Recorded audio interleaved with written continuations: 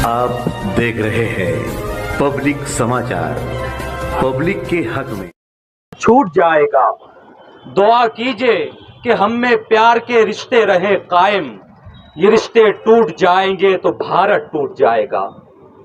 हमारा अपना शहर जिसे हम मालेगांव के नाम से जानते हैं, ये शहर हिंदू मुस्लिम एकता के हवाले से, हिंदू मुस्लिम एकता के नाम से पूरी दुनिया में जाना जाता है।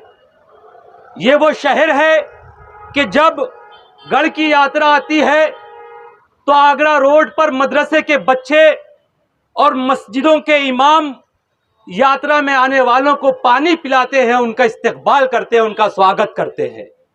ये वो शहर है कि जब ईद के मौके पर मुस्लिम भाई नमाज के लिए जाते हैं तो यही मौसम पुल पर हमारे हिंदू भाई मुस्लिम भाइयों के वुजू के लिए पानी का इंतजाम करते हैं, उनके पीने के लिए पानी का इंतजाम करते हैं।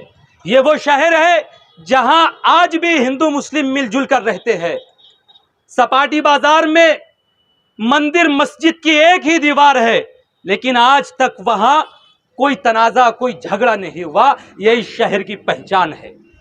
लेकिन कुछ सियासी लोग अपनी राजनीतिक दुकान चलाने के लिए इस शहर के माहौल को भंग करना चाहते हैं, इस शहर में दंगा कराना चाहते हैं, इस शहर के ताल्लुक से अनाप शनाप बयान दे रहे हैं।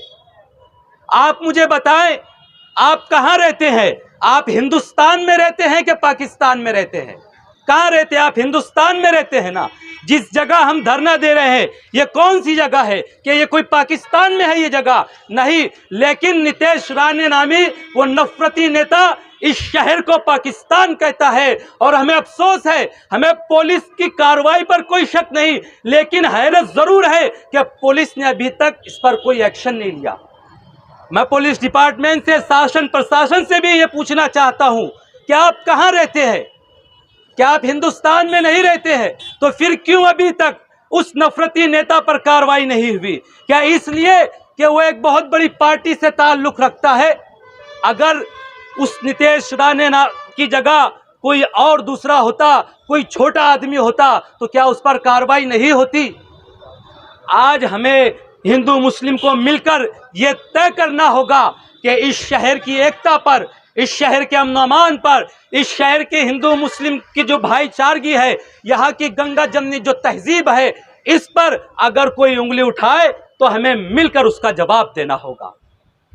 मैं पुलिस डिपार्टमेंट से, शासन प्रशासन से ये गुजारिश करता हूं, ये मांग करता हूं कि उस पर देशद्रोही की कलम लगनी चाहिए, उस पर दंगा भड़काने की कलम लगनी चाहिए, उस पर 499 के तहत कार्रवाई होनी चाहिए, उस पर 155 की कलम लगनी चाहिए, उस पर जो है 295 और 195 की कलम लगनी चाहिए।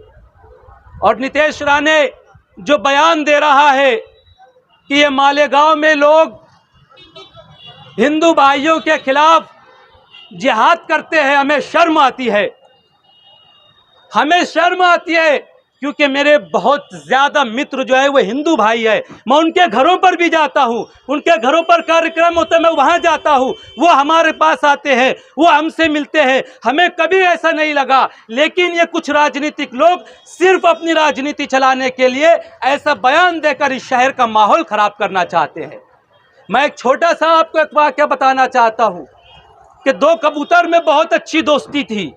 एक कबूतर जो है मस्जिद के गुंबद पर रहता था और एक कबूतर जो है मंदिर के गुंबद पर रहता था। इन दोनों में बहुत प्यार था, बहुत प्रेम था।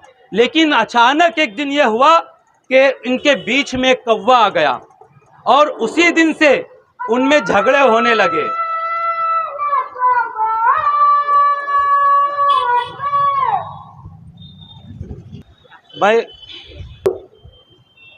मैं ये कह रहा था कि दो कबूतर में बहुत अच्छी दोस्ती थी, दोनों एक दूसरे के बहुत अच्छे मित्र थे। एक मंदिर के गुंबद पर रहता था और दूसरा मस्जिद के गुंबद पर। एक दिन यह हुआ कि उनके बीच में एक कौवा आ गया और उस दिन से जो है उन दोनों में झगड़े होने लगे। एक दिन उन दोनों ने मिलकर सोचा कि ऐसी क्या बात है कि हम बहुत अच्छे रहते थे, हम मिलजुल कर रहते थे, अचानक हम में झगड़े क्यों होने लगे।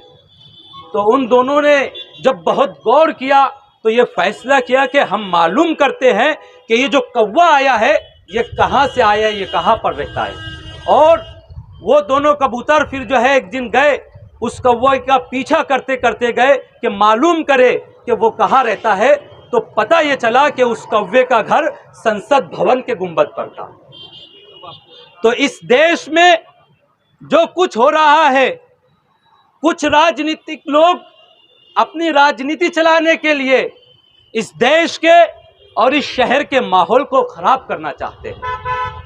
आपको कोरोना का समय याद होगा कि जहां पर ऐसा समय था कि जहां खुद के घर वाले पास आने के लिए डर रहे थे, उस समय मुस्लिम इलाकों में हमारे हिंदू भाइयों को गले से लगाया गया और मुस्लिम इलाके के जितने हॉस्पिटल, जितने क्लिनिक है, उन तमाम क्लिनिक में पूरे देहात के हमारे हिंदू भाई, इस साइड के हिंदू भाई, वहां पर उनका इलाज हो रहा था।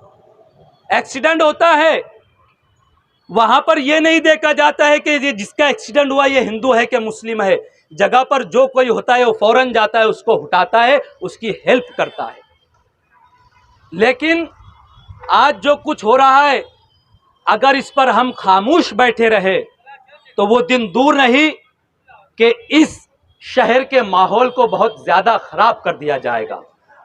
मैं इस धरना आंदोलन को यहाँ पर जिन लोगों ने आयोजित किया है, जिन लोगों ने यहाँ पर इस धरना आंदोलन का इंतजाम किया है, मैं उन लोगों के हौसले को सलाम करता हूं, उनको मुबारकबाद देता हूं कि उन्होंने एक बहुत अच्छा कदम उठाया और उन्होंने इस बात का सबूत दिया कि जिस नेता ने ये नफरती बयान दिया है उसने सिर्फ मुसलमानों के खिलाफ नहीं बोला, उसने इस शहर के हिंदू भाइयों के खिलाफ भी बोला है और उससे हिंदू मुस्लिम दोनों ही तरफ जो है नाराजगी है, दोनों ही तरफ उससे लोग नाराज है।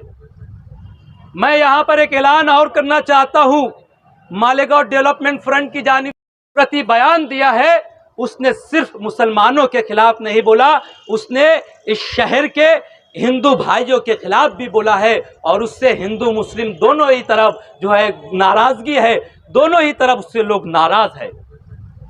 मैं यहाँ पर एक ऐलान और करना चाहता हूँ मालेगांव डेवलपमेंट फ्रंट की जानिब से कि अगर 10 फरवरी तक उस नेता पर कोई कार्रवाई नहीं की गई तो 10 फरवरी के बाद एमडीएफ की ओर से एक बहुत बड़े धरने आंदोलन का ऐलान किया जाएगा और बहुत बड़े पैमाने पर बेमुद्दत धरने का ऐलान किया जाएगा और धरना दिया जाएगा। ऐसा मैं जो है ये बात पुलिस प्रशासन तक पहुंचाना चाहता हूं। और आखिरी में मैं यही मांग करना चाहता हूं हिंदू मुस्लिम दोनों की ओर से, मैं मालेगांव डेवलपमेंट फ्रंट की ओर से ये ऐलान करना चाहता हूं कि अगर 10 फरवरी तक उस नेता पर कोई कार्रवाई नहीं होती है तो 10 फरवरी के बाद मालेगांव डेवलपमेंट फ्रंट की जानिब से एक बहुत बड़े धरने आंदोलन का ऐलान किया जाएगा और हिंदू मुस्लिम भाइयों को लेकर बड़े पैमाने पर बेमुद्दत धरना दिया जाएगा। जब तक उस पर कार्रवाई नहीं होगी धरना जारी रहेगा। अंत में मैं यही मांग करना चाहूँगा कि उस नेता पर जल्द से जल्द कड़ी कार्रवाई की जाए। बहुत शुक्रिया, जय हिंद, धन्यवाद। या मालेगाव शहरातील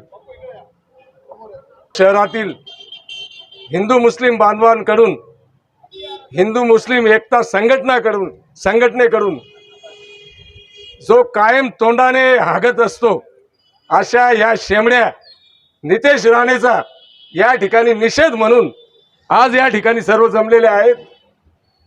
मला सर्वप्रथम मी एक शून्य मालेगावकर नागरिक म्हणून या बालिश वक्तव्याचा निषेध करतो, कारण हा त्याच्या मुलाखतीमध्ये सांगत असतो की याचा बाप सागर बंगल्यात बसलेला आहे। सागर बंगल्यामध्ये ज्याचा बाप आहे, मग आता तुम्ही हे ओळखा की या मागे बोलविता धनी कोण, हे सगळं वातावरण पेटविण्याच्या पाठीमागे कोण, आणि हिंदू मुस्लिम राजकारण करून, कारण ज्यांच्याकडे काम नसतं, ज्या पक्षाकडे काम नसतं तेव्हा ते कुठेतरी हिंदू मुस्लिम राजकारण करून स्वतःचा उल्लू सीधा करत असतात, स्वतःची राजकीय पोळ्या भाजून घेत असतात. त्यातलाच हा प्रकार आहे. मला खेदाने या ठिकाणी एक गोष्ट नमूद करावीशी वाटते की या महाराष्ट्रामध्ये, या देशामध्ये जर तुमचं सरकार कार्यरत आहे तर मग तुम्हाला हिंदू जन आक्रोश मोर्चे का काढावे लागतात? आणि दुर्दैवाची गोष्ट अशी आहे, 70 वर्षे या देशामध्ये भाजप सोडून इतर पक्षांनी राज्य केलं. त्या काळामध्ये कधी असं जाणवलं नाही का हिंदू खतरे में आहे. मग नेमकं आता असं काय झालं की आपण केंद्रात आणि राज्यामध्ये असताना हिंदू खतरे में आहे? हे कसं काय? याच्या पाठीमागे काय षडयंत्र आहे आणि याला ओळखतं तरी कोण? याची राजकीय उंची किती? या नितेश राणेची, यांची खानदान म्हणजे हे सगळे कोंबडी चोर, अतिशय म्हणजे वाह्यात लोक आहेत. यांच्या पाठीमागे जनशक्ती नाही, लोक नाही, काही नाही, पण विविध संघटनांना हाताशी धरून प्रत्येक गावामध्ये जाऊन हिंदू जन आक्रोश मोर्चा काढायचा. मग हे असुरक्षित असल्याची भावना लोकांमध्ये निर्माण करून राजकारण करण्याचा एक प्रकार आहे. आणि अशाच राजकारणापायी मालेगावविषयी जे त्यांनी वक्तव्य केलेलं आहे ते खूप खेदजनक आहे, निंदात्मक आहे. आम्ही लवकरच हिंदू मुस्लिम बांधव मिळून त्यांच्यावर या ठिकाणी मालेगाव शहरामध्ये निखिल भाऊ गुन्हा दाखल करणार आहोत लवकरच. आणि त्यांना या मालेगावच्या न्यायालयामध्ये यावं लागेल, कारण त्यांनी या मालेगावची बदनामी केलेली आहे. मालेगावला मिनी पाकिस्तान म्हटलेलं आहे, ज्याचा स्वतःचा ठाव ठिकाण ज्याला माहीत नाही, ज्याचा बाप सागर बंगल्यात आहे, याला वाटतं मालेगावमध्ये मिनी पाकिस्तान आहे. आधी यांनी याचा स्वतःचा शोध घ्यावा, बोध घ्यावा आणि मग अशी बेताल वक्तव्य करावे. पुन्हा मी मालेगावकर आणि समस्त हिंदू मुस्लिम एकता संघटनेच्या वतीने त्याच्या वक्तव्याचा तीव्र शब्दामध्ये निषेध करतो. जय हिंद, जय महाराष्ट्र, जय शिवराय.